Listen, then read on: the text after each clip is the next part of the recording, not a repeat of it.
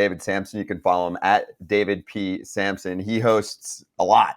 Nothing Personal with David Samson. You can see him on CBS Sports HQ, Le Batard Show. He's all over the place. Real talk on what's going on from a front office perspective and, of course, in the game. David, great to have you on here for the first time and following your show for a while. And was I accurate there? You guys signed Dee Gordon, right? We certainly did, about 17 minutes before he got popped. Did you guys know? You didn't know shit, right? What happened? You just get a call and it's the league? Yeah, I will never forget exactly what happened. I was in Los Angeles. We were playing the Dodgers, and I was in the team hotel. We were heading out to lunch before going to Chavez Ravine. Got a call from Major League Baseball that one of our players is being suspended for steroids. And, of course, I had a few thoughts of who it could be. And Dan Hallam, the now deputy commissioner, said, David, you're going to want to sit down. I said, I'm fine. Who is it? And he said, Dee Gordon. And I said, absolutely not. There is no chance. Test it again. Start those machines up again. Do something because it ain't him. And Hallam said, no, it's him. I promise you, he is taking the suspension. And I was livid. Went right to the ballpark immediately. And that's the year we had Barry Bonds as one of our coaches, by the way. And I sat with Dee, and I love Dee. Absolutely love him. I still love him. But I was so angry and disappointed. And he did not admit it. He basically said, I have no idea how this could happen. And I called baseball and I said, you got to redo something. This isn't possible. And I was told that the only way that this specific thing gets in your body is like in a needle in your ass. It's not one of those things like Cano. Oh, I had a bad tummy ache. It's nothing like that. And I was very disappointed. Of course, that was the beginning of what ended up being that tragic season when just a few months later when Jose died in the boating accident and the whole season just ended. And that was tough for us. It was tough losing Dee. He was top of our lineup. He was getting on base all the time. Remember, he had that season with several hundred hits, 220 hits. He was on base, and he doesn't walk a lot. Great in the clubhouse, just great everywhere. And that was a very tough moment in my 18-year career. I'll tell you that. Wow, yeah, that was the Jose Fernandez thing, the Dee Gordon thing. I mean, that was all rough. Do you still pay attention to what the Marlins are doing? Do you still watch some of the transactions they've done, even though I know you guys sold them to the ownership group now? But and why won't they sign any free agents? They haven't signed one free agent the entire offseason. Well, hey, good to see you, by the way, Jay. I would say that they lose a lot of money, and they overpaid for the team, so they've got tremendous debt service, and it's just hard to make it work. And I thought that a good team in the new ballpark would lead to great attendance, and it just has not happened. And whether it was under my watch or under Derek Jeter's watch or whoever has been watching, starting all the way back with Wayne Huizinga through John Henry and Jeffrey Lurie and myself, there's always been a problem. But Major League Baseball does not want to give up on Florida, either Tampa or Miami. And the thought, as you all remember, as a matter of fact, let me go back even earlier. Tampa was the stalking horse for everybody. The White Sox were going to move to Tampa. The San Francisco Giants were going to move to Tampa. Everybody used Tampa to get their own ballpark in their own city. And Bud Selig really wanted to expand into Florida. He felt as though it was the right move for baseball. And both teams have struggled from a revenue standpoint. Of course, the Reyes have been phenomenal from a on-field standpoint, and the Marlins have 2 rings. So it is an interesting situation, but one that does not seem to be improving at all.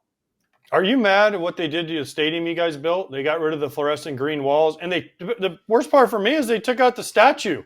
They took out the statue that when they hit a home run would go, where? Let me tell you exactly what happened there. Derek Jeter, when he got the team, I was negotiating with him, and it wasn't really his money, so he didn't care about overpaying, so he was the perfect person to negotiate with.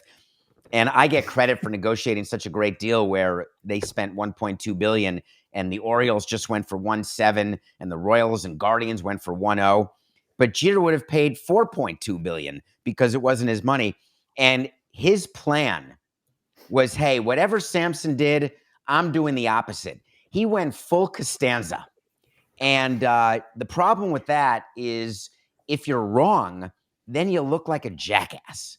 And that's exactly what happened with Derek. And that's why eventually Bruce Sherman fired him, because Jeter made all those promises, none of which came true. And one of the things Jeter did was spend millions of dollars to move the home run sculpture, which he shouldn't have been allowed to do because it was a piece of public art.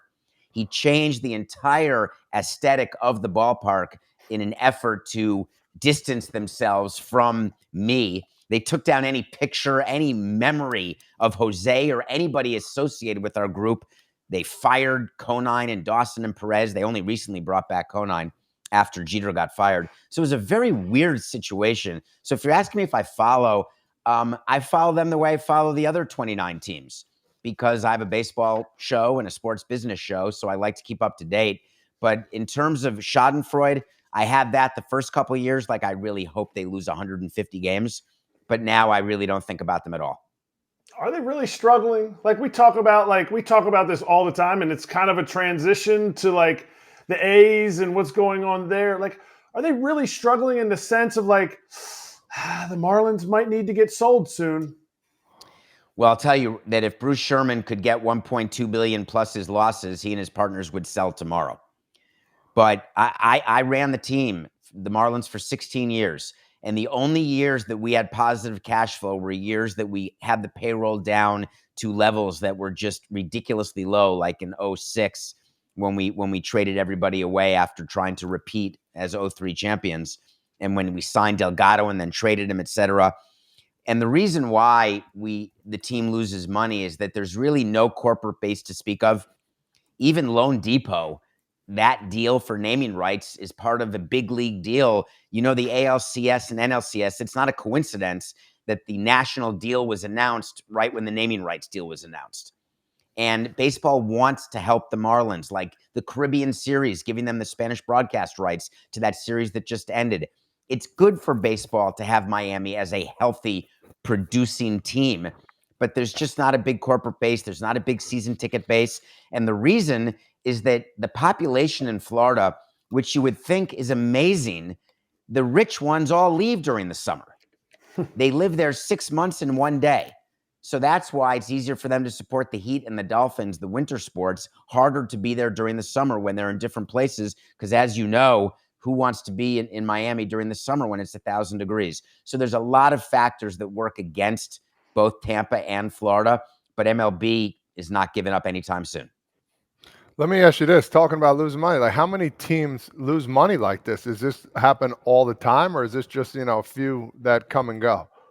So do you remember something called, it started when you were actually part of mentioning the debt service rule, Todd. Funny story here.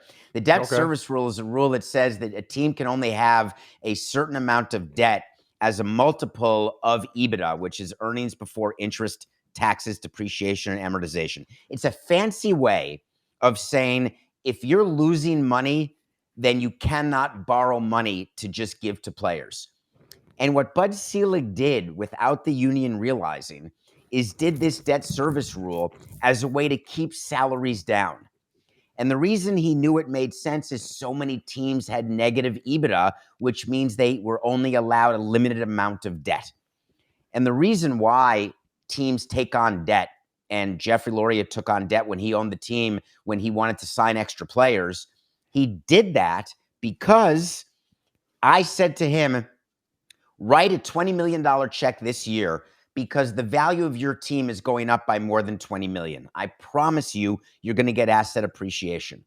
And that works great until you lose access to the capital markets. It's like maxing out your credit card. You may want to fix up your house because your house will be worth more, but you can't get the money to get a new fridge or to redo the landscape, whatever. And eventually that's what happens to teams is they just can't borrow any more money. And so with the Marlins, like many teams, they have a lot of debt on them. I would say at least 20 teams lose money on an annual basis, but they fund it through other means, like ballpark village revenue. It's called non-baseball revenue.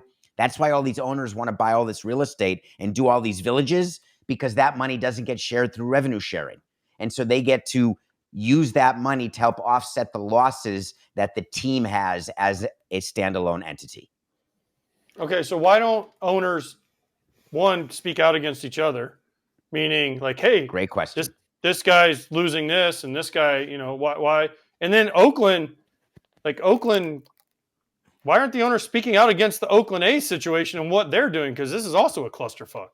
It's the worst. So here's the situation with owners. They don't want to ever show weakness to the players' union. And they don't want to show any division because division equals weakness when it comes to collective bargaining. And what we try to do is create divisions within the players. So we'll want the pitchers to be upset with the position players. We'll want the bench players to be upset with the starters, because anything that causes any friction gives you an advantage when you are negotiating. And so baseball has been really good about that since 1994. And some of you may remember, I was not in the game then, but I do know what happened. There was infighting amongst the owners. There were blocks of owners fighting against each other, and it really screwed them all. So since then, Bud Selig and now Rob Manfred have been really good about keeping all internal stuff internal. And the A's are the latest example. Of course, the owners are annoyed that the A's don't have their deal done because the owners want to expand, because they need that expansion revenue to help offset the losses from COVID and to just give them an extra pot of money, ironically, a lot of which will go to players. Can I tell you one more funny story? Do we have time? Yeah, we got plenty. Very quick. When we got a bulk of money from ML BAM started in my first owners meeting. And then ML BAM was sold. Bob Bowman was able to get a lot of money. And so each team got like $30 million. And I remember in owners meetings, not ever out in the main public owners meeting, but like at the dinner or in little sidebars, don't waste all that money on players. Would it kill you to pocket some of that money? Like any business would do. When you sell an asset, if you spend that on operations, then the asset's gone. And then after a year of operations is gone. That's why you have to be very careful when you cash in an asset in order to fund your lifestyle. Eventually you run out of assets to cash in, and then you have to change your lifestyle. And so the reason why the owners are upset about the A's is that it's taken them even longer than it took me. It's taken them forever. And the Vegas deal is by no way a sure thing. And I've been alone on a survivor island about this because I still don't think the A's are going to get a deal done in Vegas. And the fact that the owners approved the relocation, it means as much as the four of us voting to approve the A's relocation. It's not relevant. It was done as a procedural matter, but when they voted to approve it, they had no real information in front of them because there is no real information available to them. So what's the next step? You've been in there, you've been in, and what are we, because we don't see it as a feasible option, let alone the fact that if they actually somehow get there, it's the smallest market there is. And so the other teams who voted this in are going, oh, great, another sucker of our revenue sharing. So I want to talk about that argument. There's always going to be revenue sharing payors and payees. So when you hear players or executives or people in the media complain about, well, the Marlins take all this revenue sharing, or the Reyes or the A's, somebody's taking it.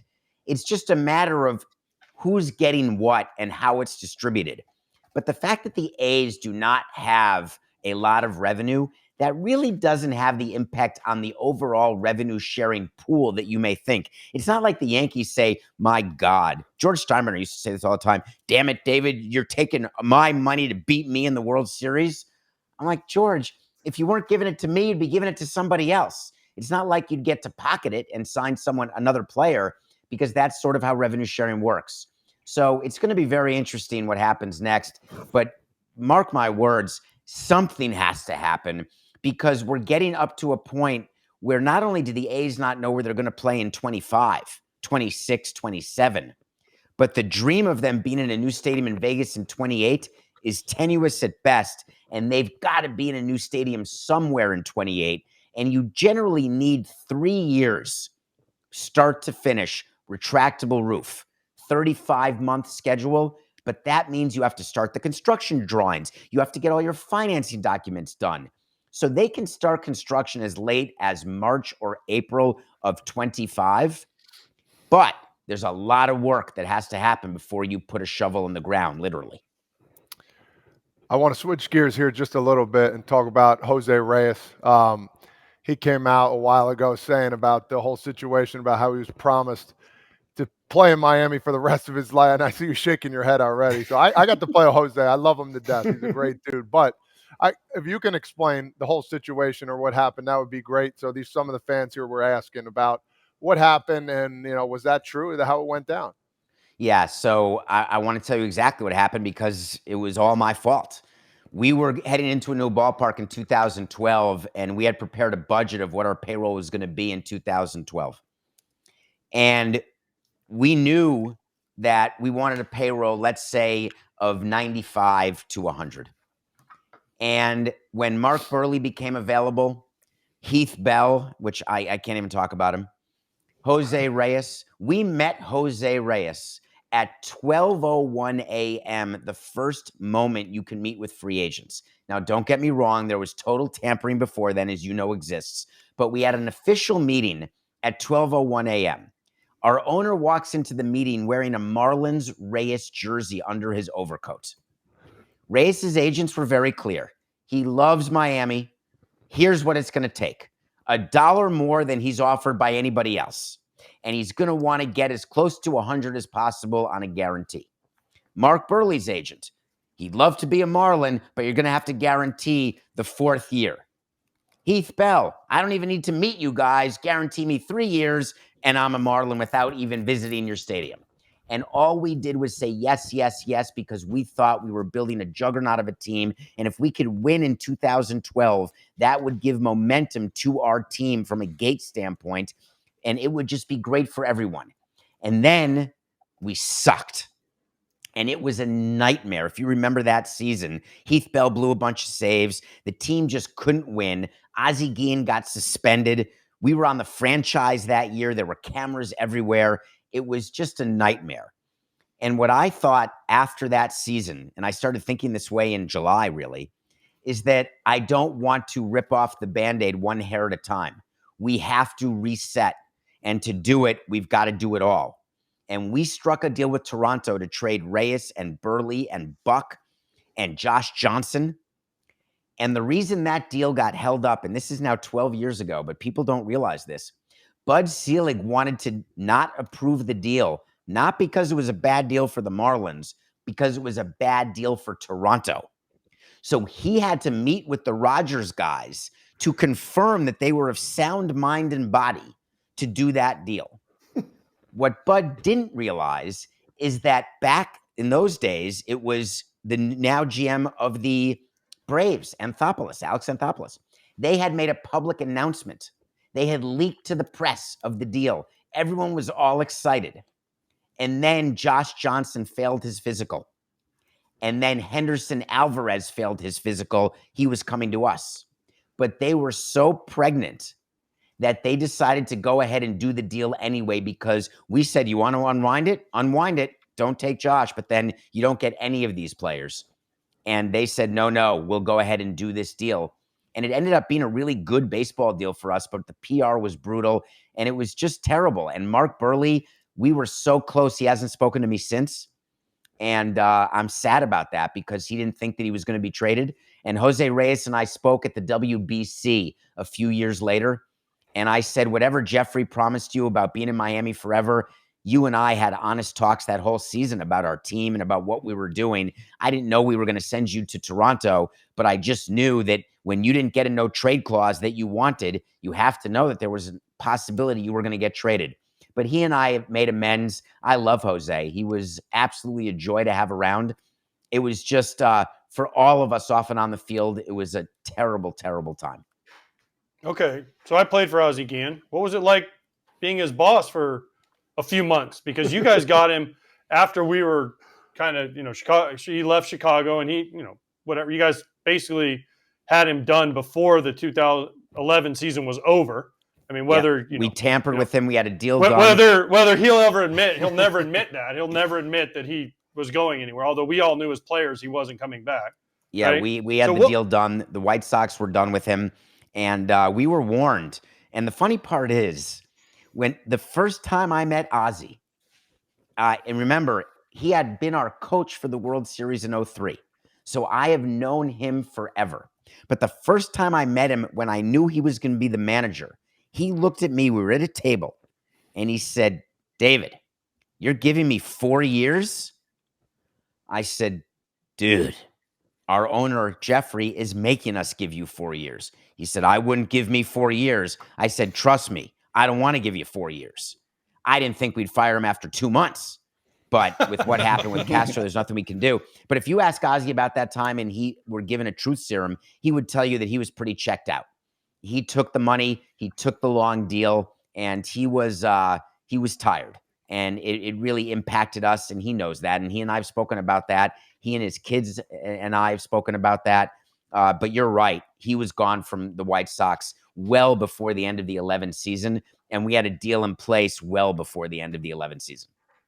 Nobody on this show, we've done a lot of things on this show, the players, nobody has negotiated a mega contract. So I've always wondered, when you went into the room, the calls, how did the whole Stanton contract go? Because my mind goes, at that time, $325 million. I sit there and I go, did Stanton start at 425 and the Marlins start at 225? And oh, look at that. We met in the middle. How did that go?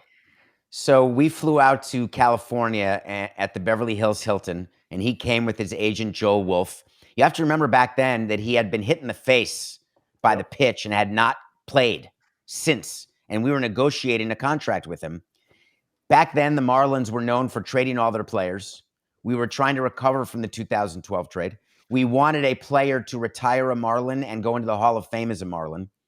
And we had known Stanton. He was our second round pick. Everybody passed on him. People don't remember he was going to play football. He threatened to play football, but we knew he was not playing football. We knew he wanted to play baseball. So we waited till the second round and got him. And he was just this behemoth. And we knew he was clean because even though his parents are not all that huge, I know and knew Giancarlo. I mean, he was Mike when this all first started. That's a whole nother funny story. When he walked in spring training one day, he said, "Call me Giancarlo." Okay, happy to do it. Make sure you call the licensing people. And so we go into the room at the Beverly Hills Hilton, and we're talking. He's asking us questions about the team. Are you trading players? Are you signing players? If you sign me, are you going to have room to build around me? All this other stuff. And we're going back and forth. And finally, I just said, "Gee, come here." We left the room. He and I, 5 minutes, literally 5 minutes. "Giancarlo, I know you don't want to be here. I know you're frustrated with us. I know you're frustrated with losing, but I also know that you're coming off an HBP.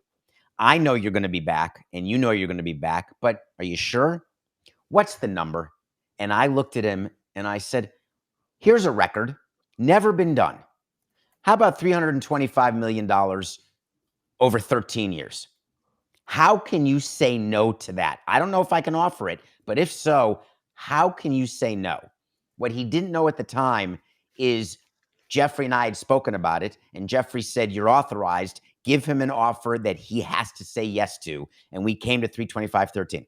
G looked at me and said, "Oh God, don't offer me that. Do not offer me that because I'm going to have to take it. David, don't do it." I said, "G, we don't want you to go. We're offering it to you." And he took it. Wow. That's really cool. I like that a lot.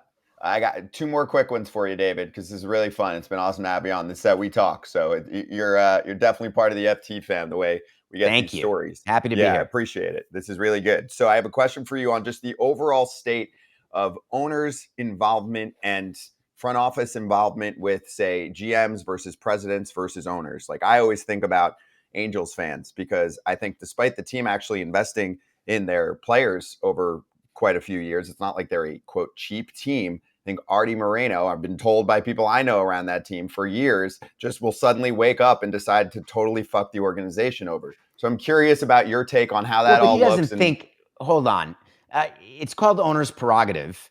And he doesn't go into that saying, "Oh, I'm going to do this and it's a bad decision." He actually believes that what he's doing is good. So that's a small difference. He's not tanking the Angels. No, I'm not saying that at all. My point is, someone like him versus hopefully the smart people that work around you. And when you say, oh, I didn't get this player, but I'm just going to call this other agent and get this player instead, despite what my front office thinks or not, he might be right sometimes. But the chances of someone like that being right versus a bunch of smart people that you hire and all working together are pretty low. So when you have someone like that versus, I'll just bring an example up. I don't think the Dodgers are all over Andrew Friedman, breathing over his neck every 5 seconds. They trust that he'll do a good job on most transactions. That's the kind of difference that you'll look at in LA. Do you agree? Did I lose you? Oh, no, I don't think you're so. still here. You're here. Okay. We got you. Let me tell you, there's 30 Major League Baseball control people. They all meddle. Every one of them does. And that's just the truth. Some meddle more than others. My prime example of a great owner like a Stuart Sternberg. But to think that he's not involved, that's like people saying Jim Crane didn't know about the garbage cans or that Steve Cohen didn't know about the injury reports. On today's Nothing Personal, I did an entire segment on the Billy Epler situation. It's a joke that MLB found that nobody knew except Billy Epler. What, like a single bullet theory? It's absurd. I knew every injury with our team as the team president. I was in the training room. I was aware. I got a report every day of who walks into the training room, what they're saying, what the injury is, what the treatment is. I would speak to the team doctor every day because, as you know, paying players not to play, very bad. So injuries are the worst thing that you can have as a team president or owner. So I don't buy any of these owners telling you that they don't know stuff because they do. It's almost criminal to me if they don't. But in terms of outright owner's prerogative, all owners do it. Some just do it less often than others. One of them that I can mention, the Chicago Cubs. Do you remember when Edwin Jackson got signed to that deal in the middle of the Cubs rebuild? Yep. He got like 5 years, 55 or something. Maybe it was 44, whatever it was. It was absurd. But Ricketts couldn't take the negative press around the rebuild, and he had to sign someone to make the fans think, hey, look, we're trying. So owners do things all the time. Some just are better at it than others, is what I would say. Yep. Wow. Okay. That's fair. That's a good way to put it. And then Edwin Jackson got traded like 17 times in the 4 years. Great Whatever, guy. it worked out. Great guy. guy. Awesome guy. Awesome guy. We're out of time, but you'll have to see at some point because we went in depth on this on Friday when that news broke. And I mean, AJ's been on it. Kratz, were you on it, the Phantom IL before? What? That was like half my career. He's been on it. Todd Father. We did it all the you've been on time. it? No. We Todd did Father's it all the time. Everybody uses the Phantom IL, and you don't do it behind the player's back. The player knows. Yeah, exactly. That's what we laughed about. You joked. Imagine you show up, you look to see where you are in the lineup, and they put you at the bottom. We Phantom IL'd you. Like, they don't find out when you show up. I mean, the trainer knows, the manager knows. They're all sitting, and you have to sign something that says Correct. you're hurt. So the players know, the trainer knows, the managers knows, the coaches know, the front office people all know. It's not like it's like, man, oh, by the way, we're not telling you you're on the, why aren't I playing it? You're on the, wait, what? I mean, yeah, it's a whole meeting they have with you. Hey, are you okay with this? AJ was trying to negotiate anal fissures for his Phantom IL, his last one, I think, with the Braves. We wanted to use that. We actually wanted to use it because it's one of those things like with back pain or a little shoulder fatigue. You can't prove anal fissures don't exist. See, that's exactly right. Exactly. Perfect. So they went with hamstring for me, and I've never pulled a muscle in my life. Right. Hamstring in my life. Right. Can't pull Well, fat. damn it. That's right. What, Kratz? Can't pull fat. Can't pull fat. No. Well, David, this was great. Really appreciate it. Let's do it again sometime. At David P. Samson, if you ever want some of these guys on too. Love listening to your show, Nothing Personal, and Thank CBS you. Sports HQ and Levitard as well. But thanks for joining us, man. Great to talk to you. Hey, it's good to see all you guys again. Take care of yourselves.